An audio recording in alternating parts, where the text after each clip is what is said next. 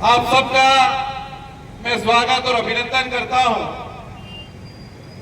आप सबको मालूम है कि आज से 11 महीने पहले बागीदरा विधानसभा के उपचुनाव के रूप में उपचुनाव हुए, लोकसभा का चुनाव हुआ।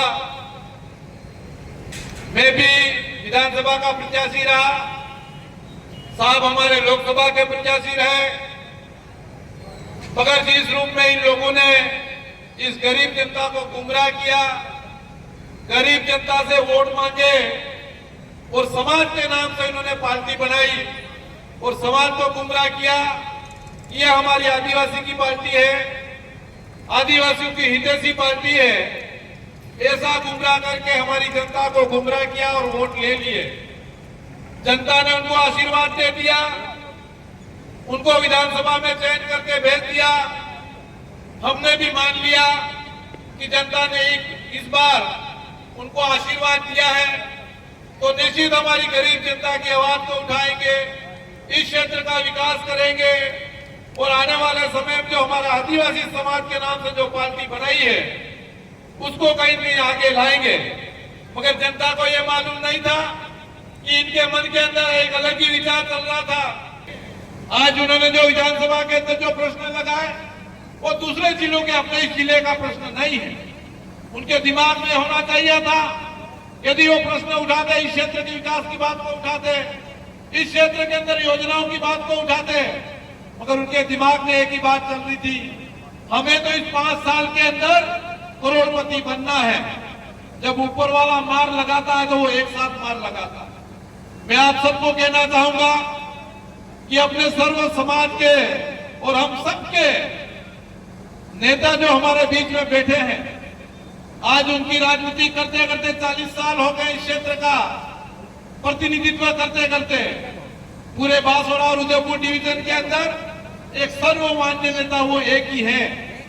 उन्होंने अपने जीवन के अंदर इन 40 सालों के अंदर इस बांसवाड़ा जिले की कायाकल्प किया है, इस क्षेत्र के विकास की बात करी है। और पूर्व में जब मंत्री रहे, चाहे वो डीएडीए के रूप में रहे, चाहे वो पंचायती राज के अंदर जल संसाधन मंत्री के रूप में रहे, इस क्षेत्र के अंदर हजारों करोड़ रुपए लाए हैं। आज चाहे वो काकड़तलाई की 2,500 करोड़ रुपए की केनाल को ले ले, उस क्षेत्र के अंदर जो हमारे एनीकट बंदे जो हजारों करोड़ रुपए के हैं, और आनंदपुरी के अंदर हम केनाल रिपेयरिंग की बात कर ले, बागीदरा के अंदर केनाल का पैसा देख लें, आज तक उनके जीवन के अंदर किसी प्रकार का कोई कलंक नहीं लगा। चाहे वो हजारों करोड़ों रुपए का इस क्षेत्र के अंदर विकास किया है।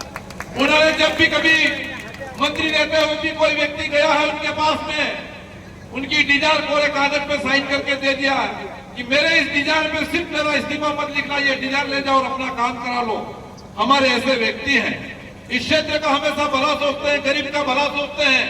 आने वाले समय में हमारा एक ही मकसद होना चाहिए, चाहे वो उपचुनाव हो, चाहे आने वाला हमारा पंचायत राज चुनाव हो, हमारा मकसद एक ही होना चाहिए, इस क्षेत्र से वापस एक बार इनको पुनः हम इस क्षेत्र के मंत्री के रूप में देखना चाहते हैं और इस क्षेत्र का विकास करना चाहते हैं। इसलिए साथियों, समय अब आ रहा है वापस। इन्होंने जिस दिन से भी हमारी जिस दिन से हार हुई, आपका आशीर्वाद नहीं रहा, उस दिन से काम करना शुरू कर दिया। रात दिन उनके साथ में हम सब लगे हुए हैं। आज हजारों की तादाद में उनके घर पे व्यक्ति आते हैं कि साहब एक बार जो भूल होनी थी वो भूल हो गई, मगर आने वाले समय में आपके नाम से हम हजारों की तादाद में, लाखों की तादाद में हम वोट एक तरफा देंगे। ये लोगों के मन में एक भावना जगी है और आने वाले समय में निश्चित परिवर्तन होगा। ऐसी आशा और कामना के साथ एक बार पुनः मैं आप सभी का हार्दिक स्वागत और अभिनंदन करते हुए मेरी बात को यही विराम देता हूँ। बहुत बहुत धन्यवाद। जय हिंद, जय भारत।